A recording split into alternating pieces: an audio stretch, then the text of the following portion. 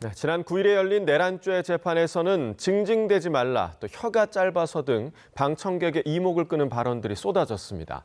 윤석열 전 대통령은 자신에 대한 구형이 예고된 재판에서 잠이 들기까지 했는데 내일은 어떨까요? 박조은 기자가 보도합니다. 지난 9일 내란죄 재판에서는 증거 조사를 두고 특검과 김용현 전 변호인 사이에 실랑이가 벌어졌습니다. 그러면 준비를 해오셨어야죠. 무슨 준비를 해오셨다는 거예요? 이하상 변호사님, 저희 하루 동안 이거 한 겁니다. 오셨으면. 하루 동안 이렇게 하는 게 불가항력적인데요. 보다 못한 지기현 재판장이 직접 나섰습니다.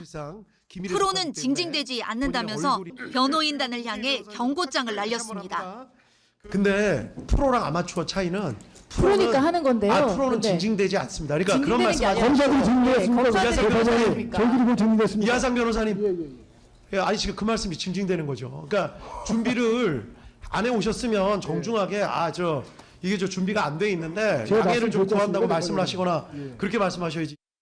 침대 변론에 가까운 장시간 변호가 이어지자 특검은 서둘러 달라고 재촉했습니다. 다시 한번 합니다. 그러자 혀가 짧아 말을 빨리 할 수 없다는 답변이 돌아왔고 방청석에서도 웃음이 터져 나왔습니다. 읽는 속도가 너무 느리셔서 제안을 하자는 게 아니라 읽는 속도만 좀 빠르게 해주셨으면 좋을까 싶습니다. 제가 빨리 하면 혀가 짧아서 말이 꼬입니다. 못 알아듣게 됐는데. 노상원 전 사령관의 수첩도 쟁점이었습니다.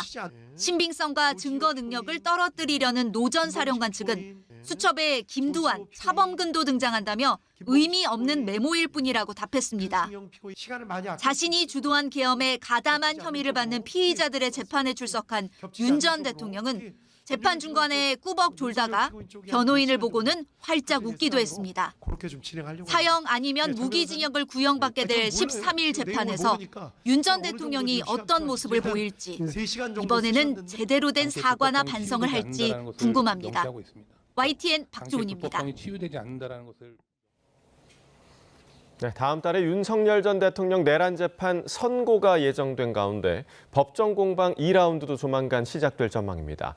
오는 16일에는 윤 전 대통령의 체포방해 혐의에 대한 선고도 내려집니다. 이경국 기자가 보도합니다.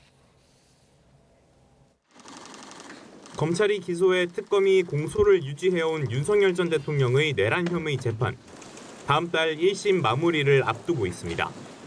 이와 별개로 특검이 기소한 사건들도 곧 줄줄이 재판 절차에 돌입합니다. 앞서 내란과 김건희, 최상병 특검은 지난해 말 수사를 마무리하며 각각 윤 전 대통령을 재판에 넘겼습니다. 내란 재판을 제외하고도 윤 전 대통령이 받는 재판은 모두 합해 7개. 먼저 내란 특검이 지난해 7월 기소한 윤 전 대통령 체포 방해 혐의 사건은 오는 16일 1심 선고가 잡혀 있습니다. 이 사건 항소심은 향후 내란 전담 재판부의 1호 사건이 될 가능성이 큽니다. 대통령 경호처 소속 공무원들을 사병화하여 법관이 발부한 영장의 집행을 물리력을 동원해 조직적으로 저지하도록 한 것으로 대통령 관저에 막 밀고 들어오는 거 보셨지 않습니까? 얼마나 이 대통령을 가볍게 생각을 하면 이렇게 하겠습니까? 이에 앞서 12일부터 14일까지 각기 다른 사건 재판이 연이어 시작됩니다. 내란 특검이 기소한 윤 전 대통령 외환 혐의 사건 1차 공판과 한덕수 전 총리 재판 위증 혐의 사건 1차 공판 준비 기일이 예정돼 있고 최상병 특검이 기소한 이종섭 전 국방부 장관 도피성 호주 대사 임명 사건도 준비 절차를 시작합니다. 27일엔 김건희 특검이 기소한 여론조사 무상 제공 관련 정치자금법 위반 사건. 또 이로부터 이틀 뒤엔 최상병 순직 수사 외압 사건의 준비 기일이 진행됩니다. 곧 시작될 3대 특검과 윤 전 대통령의 법정 공방 2라운드, 치열한 법리 다툼은 계속될 전망입니다. YTN 이경국입니다.